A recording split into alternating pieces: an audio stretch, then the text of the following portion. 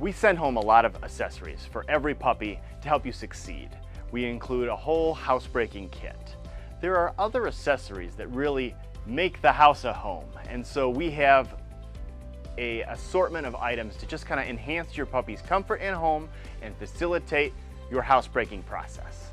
So if we think about the housebreaking process, one of the essential elements is that you either learn your dog's body language when it has to go potty, or you could actually teach your dog how to indicate to you in a consistent way that it needs to go potty. So our recommended mechanism to pull that off is the potty bell. So the idea would be that you would pick one main door to use to go outside for potty every single time. And you would take these bells and you would, some people would put them over the handle to the door, but our recommendation is actually that you would put like a tack or a finish nail or a command hook on the door frame. So that way the door isn't ringing every time you open the door to use it. You hang the bell at a point where the puppy can reach. This does require buy-in and consistency from everyone in the home, because what we have to do is every time we take our puppy out for potty, we have it in its harness and its leash, we lead the puppy to the door, we take the puppy's little paw and hit the bell and say a phrase. Whatever that phrase is, we want to be consistent, and everybody who's involved in the training process needs to use the same phrase. Okay, let's go out for potty. That's what I use at home. Okay, let's go out for potty. Have the dog hit the bell. Then we take the dog out to its potty zone. We're ready with our reward, and then the dog knows it did a good job.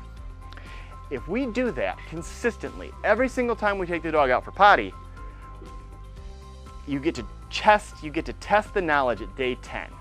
That's what we want. But in order for it to work, there has to be this consistency leading up to our test day. 10 days straight, every time.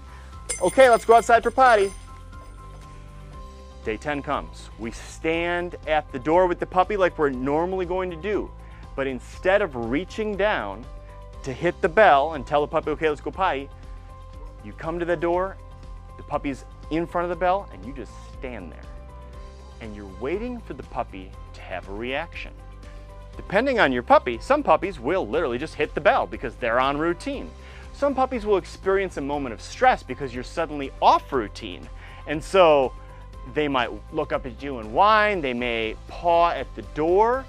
If you get either a hit of the bell or pawing at the door, that's money. We're gonna say, yeah, good, let's go outside for potty, and we're just gonna go do it.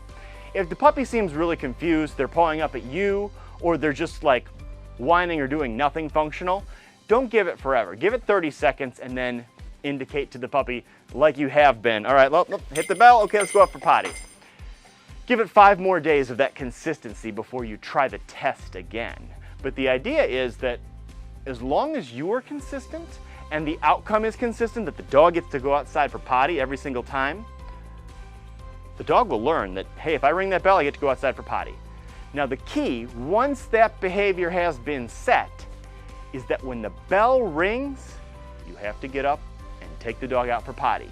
So it is a double-edged sword, because some puppies have to potty somewhat frequently, and the bell may ring somewhat frequently. But that's better than mistakes. And ultimately, when you are at home with your puppy does not have to be out the whole time. In fact, it's easier on both you and the puppy if you schedule some crate time in your day, so that way the puppy is not requiring your undivided attention all day long. Like, you need to get some stuff done in your life as well. So it's probably best that the puppy have structured crate time. But anytime it is out, then the bell is there and the puppy gets to indicate you in a functional way, hey, I gotta go outside for potty, and that way you're not having trouble. So then, that is one element of this comfort package. The other thing is that we want to make the puppy's crate a very comfortable, welcoming place. You put the puppy in its crate. That crate has a divider panel in it initially. You need to reward the puppy when it goes into its crate. We include bison bites as part of our housebreaking kit. And then you're gonna leave that puppy in its crate. And sometimes the puppy's in there and they're eating their bison bites and they're fine. And sometimes the puppy finishes up their bison bites and now they're freaking out up on the side of the crate trying to figure out a way to get out. And the tray in the crate is purposefully easy to clean, smooth plastic, Sometimes puppy up on the side is like slipping around on that plastic, and maybe that's not going to give them such a great time. Some puppies might be scared because they're sliding around and urinate. Now you come to get the puppy out. You cannot be sad or mad at your puppy that it made a mistake in the crate. That is part of the learning process. No dog wants to sit in its waste. But the reality is the puppy sees you approach. They're standing in a puddle of pee, and now they're up on the side of the crate. Hey, let me out! And they're flicking pee at you. So, we recommend that you get a couple of these very easy to launder, nice, comfortable, puppy safe crate beds. So two of these are included with this comfort package. And the idea is, A, it is more comfortable, it's soft, the dog's not gonna be sliding around on this thing. B, it's safe, it's designed to be used for housebreaking puppies in that if the puppy decided to chew this up, it's not gonna come off in a choking hazard way, the way that a towel or blanket might. Towels and blankets are typically woven, they will shred in strips. That's a choking hazard. We don't recommend towels and blankets in your puppy crate. This is much safer. It's also easy to launder. So if the puppy has peed all over this thing, okay, great, we have to clean this. Well, you're gonna use your enzyme-based stain and odor eliminator, throw this in the wash, clean it up, clean up the tray, and then if you have another one to put in to the crate, you're ready to go, and the dog doesn't have to go without its bed. Meanwhile, that other thing has been washed so that if we have a mistake again the next time around, you've got a new one ready to roll. So a couple of those are part of the comfort package. Now, you will be using the divider panel in your puppy's crate until they're at least not making mistakes in the crate. So for most people, that's 2-3 weeks. When the puppy's no longer making mistakes, you can give them more space because the dog can hold its bladder in its bowels. So the crate mats that are for the housebreaking process, these are purposefully not the full size of the crate because you're not using the full size of the crate right off the get-go. But we do include a little bit more of a thicker, waterproof style crate mat that is designed for the full crate, and that is to be used once the divider panel is no longer in the kennel. So that way, when the dog's done with its initial learning how to hold its bladder in its bowels, you still have a nice bed to put in there. Where you put the crate in your home has a lot to do with how successful the housebreaking process will be. Some people might choose to put a crate in the bedroom where they themselves sleep. That is not our recommendation in most cases because the puppy seeing you in the bed or hearing you in the bed makes the puppy much more likely to whine to try to get your attention. And that makes it a lot harder for you as the pet owner to ignore the puppy if it whines at night.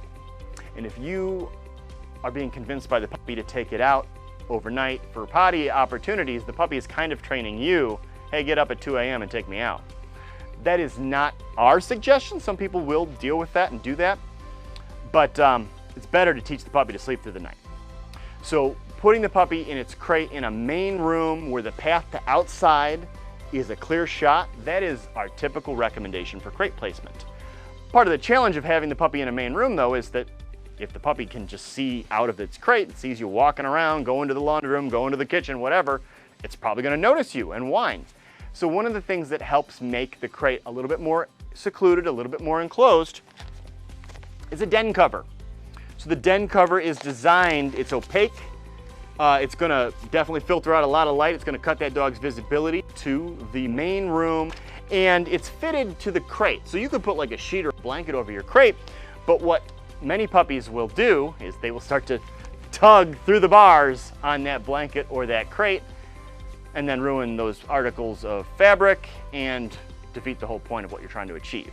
So a fitted crate cover can't be pulled through the bars and is totally light blocking, so that way the puppy's not noticing you. And so you can have the dog in the living room in its crate and yet not have to go to bed yourself immediately when it's in there because he can't see you when he's in the crate. And it does kind of help indicate to the puppy, it's time to go to sleep. You're in the crate, time to go to bed. So that is the final piece of our puppy comfort package. We have got this priced very competitively where you're getting a significant discount on each piece of this, and it is available both in-store and off of our website. If you have any questions about how any of these items work, please call the store and speak with a pet counselor.